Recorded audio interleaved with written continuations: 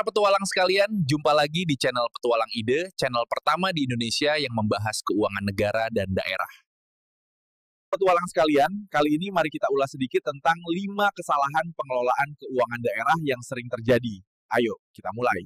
Di video ini, kita bahas 5 kesalahan paling sering terjadi dalam pengelolaan keuangan daerah berdasarkan temuan nyata dari BPK, Ombudsman, dan berbagai sumber resmi. Yuk, kita kupas satu persatu. Tiap tahun, triliunan rupiah mengalir ke daerah-daerah di Indonesia. Tapi apakah semua uang itu dikelola dengan benar? Faktanya, banyak daerah mengalami masalah serius dalam mengelola keuangan. Sebelum masuk ke kesalahan, kita pahami dulu alurnya. Pengelolaan keuangan daerah meliputi 1. Perencanaan dan penganggaran, 2. Pelaksanaan, 3. Penatausahaan, 4. Pelaporan dan pertanggungjawaban. Masalah bisa terjadi di semua tahap ini. Dan ketika itu terjadi, efeknya langsung terasa. Proyek mangkrak, pelayanan publik terganggu, dan uang rakyat terbuang sia-sia. Kesalahan pertama, perencanaan anggaran tidak sesuai kebutuhan real masyarakat. Contohnya, membangun gedung pertemuan mewah tapi tidak pernah digunakan.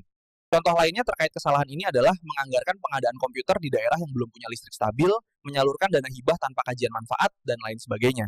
Penyebabnya bisa macam-macam, musrenbang hanya formalitas, minimnya data, dan bisa aja ada intervensi politik. Kesalahan kedua, dan ini paling banyak serta sering dialami, yaitu kesalahan klasik berupa O2B, penyerapan anggaran rendah.